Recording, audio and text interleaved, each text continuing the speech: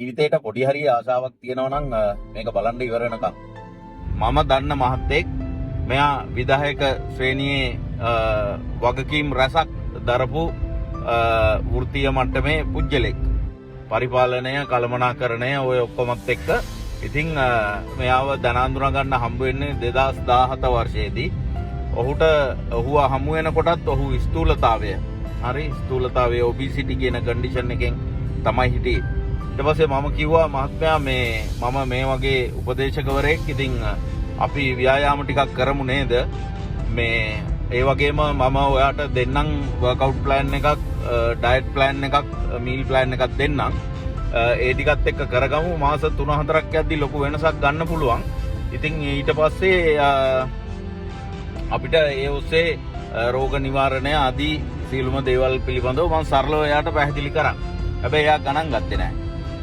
ගණන් ගත්තේ නැති වෙන්න එක හේතුවක් තමයි මොකද මේ ලංකාවේ පොදුවේ මිනිසුන්ට ශාරීරික යෝග්‍යතා මධ්‍යස්ථාන ජිම්ස් ෆිට්නස් සෙන්ටර්ස් ගැන තියෙන්නේ එක්තරා ආකාරයක ටිකක් මේ හීනමානයක්. ටිකක් ඒක එච්චර උසස් දෙයක් කියලා ගණන් ගන්නෑ.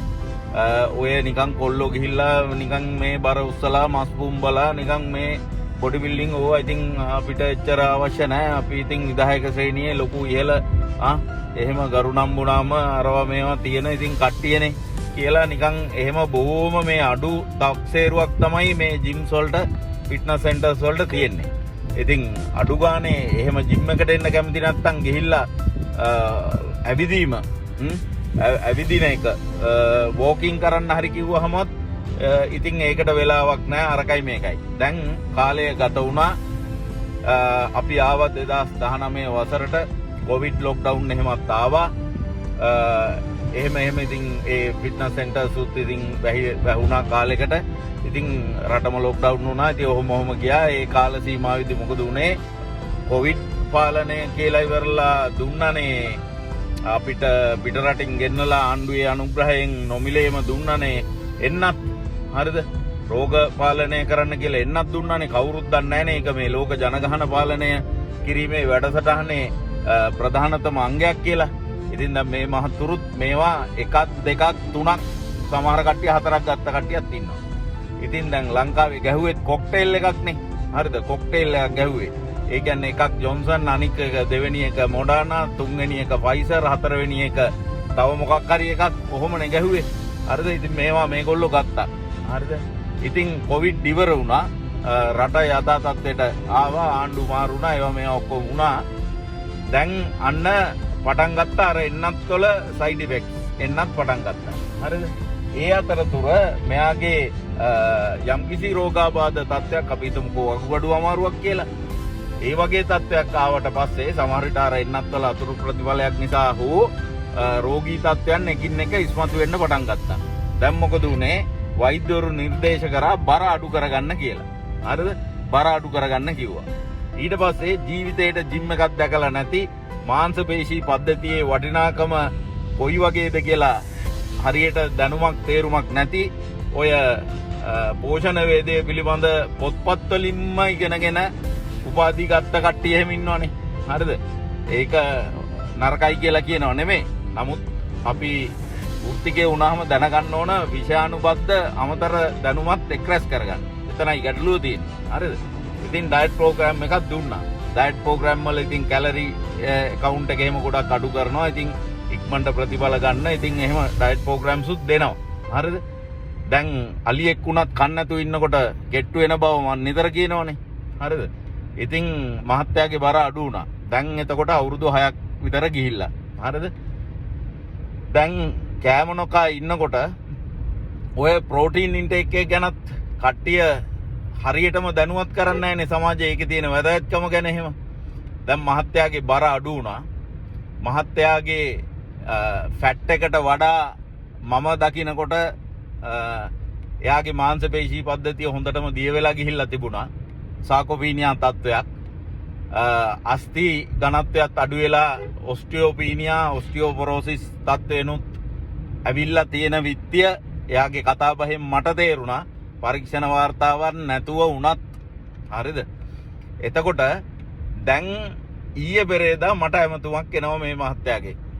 සංජීව මේ මෙන්න මෙහෙම තත්ත්වයක් තියෙනවා මේ මට දැන් ඇවිදින්න බෑ මොකද මං එයාට අර 2017 උපදෙස් දෙනකොට මං කිව්වා මහත්තයෝ මෙහෙම ගියොත් ඔබතුමාට මේ වගේ ඕතොපෙඩික් ප්‍රොබ්ලම්ස් එනවා ඔයාගේ වලලු කර හන්දිය එතකොට නී ජොයින්ට් එක දනහිස් හන්දිය එහෙම ගොඩක් දුර්වල මට්ටමකටපත් වෙයි එහෙම වුණොත් සමහර විට කනගාටුවෙන් වුණත් කියන්න ඕන රෝද පුටුවේ තමයි ඉන්න වෙන්නේ මොකද මම මේ ශාරීරික යෝග්‍යතාවය සුවතාවය සෞඛ්‍ය ගැන කියනකොට කියන්න තියෙන දේ කෙලින්ම කියනවා මූණටම හරිද heart attack හැදෙයි දියවැඩියාව හැදෙයි රෝද පුටුවට වැටෙයි කලින් good bye කියලා යන්න වෙයි ඒ වගේ දේවල් කෙලින්ම කියනවා හරිද වැඩක් නැහැනේ නතු ඉතින් එහෙම මං කිව්වා ඉතින් දැන් ඒක වෙලා මොකද්ද දැන් රෝද පුටුවේ ඇවිදින්න බෑ පැරලයිස් වෙලා නෙමෙයි මාංශ පේශි වල ඉනෙන් පල්ලෙහා මාංශ පේශි වල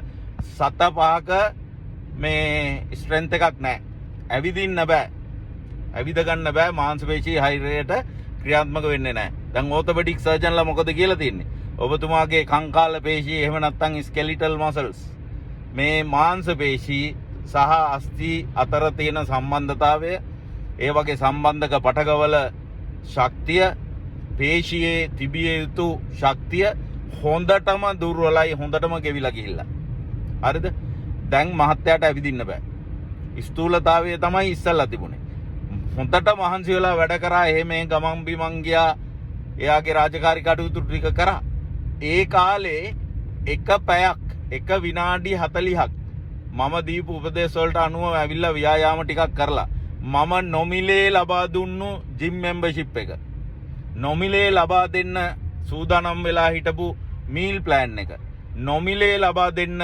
තිබුණු ඒ වර්කවුට් ප්ලෑන් මේ හැම දෙයක්ම වේට් මැනේජ්මන්ට් කන්සල්ටේෂන් එකද මෙකී නොකී සියලු දේවල් හරිද නොමිලේ ඒ පැත්තෙන් කරගන්න තිබුණා දැන් ඒව එකක්වත් 7-5කට ගණන් ගත්තේ නැහනේ දැන් හරි සනීපයි දැන් අහනවා දැන් වෛද්‍යවරු කියලා දැන් මේකට මේ පොඩ්ඩක් ප්‍රෝටීන් සහිත ආහාර ගන්න ප්‍රෝටීන් සහිත පිටි එකක් ගන්න මෙහෙමයි කියලා දැන් මගෙන් අහනවා මේ අර ඕගොල්ලෝ බොන පිටි ಜಾති තියෙනව නේද ඒවා ගන්න පුළුවන්ද මේ කොහොමද කියලා දැන් මේ වගේ මිනිස්සෙකුට වේ ප්‍රෝටීන් එකක් දෙන්න පුළුවන් දෙක පාටම ප්‍රෝටීන් ග්‍රෑම් 25ක් විතර එක පාටම ශරීරයේ බාර ගනීද එයාගේ ජීර්ණ පද්ධතියේ ක්‍රියාකාරීත්වය මොන වගේ තත්යකද ඇද්ද හරිද මං කිව්වා මහත්තයෝ දැන් නම් too late හරි very sorry ඔයා ඉස්සල්ලා ගිහිල්ලා ඔතොපෙඩික් සර්ජන් හරහා ෆිසියෝതെරපි කරන්න කායික ප්‍රතිකාර ෆිසියෝതെරපි කරන්න අපේ ජිම්ස් වල තියෙන උපකරණ සහ ඒ ව්‍යායාම මාලාවන් දැන් ඔයාට වෘත්තු දෙන්නේ නැහැ හරිද මොකද කරන්න පුළුවන් දේවල් තියෙනවා බැරි දේවල් තියෙනවානේ අපි මේ මැජික් කාර්යෝ නෙමෙයිනේ නේද ඉතින් ඒ නිසා ඒ විශේෂඥ දැනුමට අගය කිරීමක් නැත්තම් ඒ කියන දේවල් පිළිගන්නත් ඔයාලා සූදානම් නැත්තම් හොඳට මතක තියාගන්න. ඔයා ලෝය කෙනෙක්ද ડોක්ටර් කෙනෙක්ද ඔයා මහේස්ත්‍රාත්වරයෙක්ද ගෞරවනීය උසාවිවල ගරු අධිකරණයේ වැඩ කරන ගරු විනිසුරුතුමෙක්ද හරිද පාර්ලිමේන්තු මන්ත්‍රීද රටේ ජනාධිපතිද මේ කිසි දෙයක් ඔයාගේ ශරීරයේ දන්නේ නැහැ. ශරීරයේ දන්නේ අර ගල් ගුහාවේ හිටියේ ඒ ගුහාවනේ ගෘහය වෙලා තියන්නේ දන්නවද ගුහාව තමයි ගෘහය වෙලා තියන්නේ අපි දැන් ගෙවල් වල ඉන්නේ හරිද අන්න ඒ ගල් ගුහාවේ හිටපු මිනිස්සයා ගත කරපු ජීවිතේට තමයි ඒ ගත කරපු ජීවිතේ ඒ sannivedanaya තමයි ශරීරය දන්නේ ඒ නිසා AC කාමරේ ඉන්න සුඛෝපභෝගී වාහන පාවිච්චි කරන්න හරිද ඒ හැම දෙයක්ම කරන්න තාක්ෂණය පාවිච්චි කරන්න AI හැම දෙයක්ම හැබැයි මතක තියාගන්න ඔයාගේ ශරීරය තවමත් එදා ගල් ගුහාවේ හිටපු කේවුමන්ගේ විදිහට තමයි කාන්තා පිරිමිය හැමෝගෙම හැසිරෙන්නේ ක්‍රියාත්මක වෙන්නේ පවතින්නේ. ඉතින් ඒ නිසා මේ ෆිට්නස් සෙන්ටර්ස් ජිම්ස් කියලා කියන්නේ Tamanට අලුත් ජීවිතයක් දෙන තැනක් අලුතෙන් Tamanට නැති වෙලා යන්න තියෙන ගොඩක් දේවල් ඉතිරි කරලා දෙන තැනක්. ඉතින් ඒ නිසා මේවා අව탁සේරු කරන්න එපා. හරිද? Tamanගේ වෘත්තිය මාරු කරලා හරි කමක් නැහැ. එක පැය භාගයක් විනාඩි 40ක් පැයක් ව්‍යායාමයේ සඳහා වෙන් කරගන්න.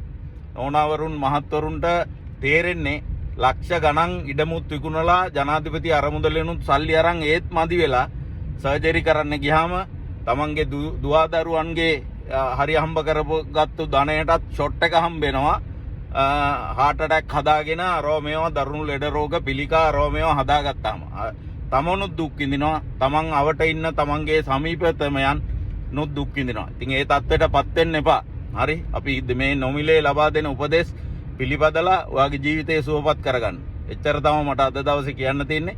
thank you very much video එක බලුවට. ඔයාගේ පඬිත කට්ටියට පොඩ්ඩක් මේක ෂෙයා කරන්න. හරිද? thank you.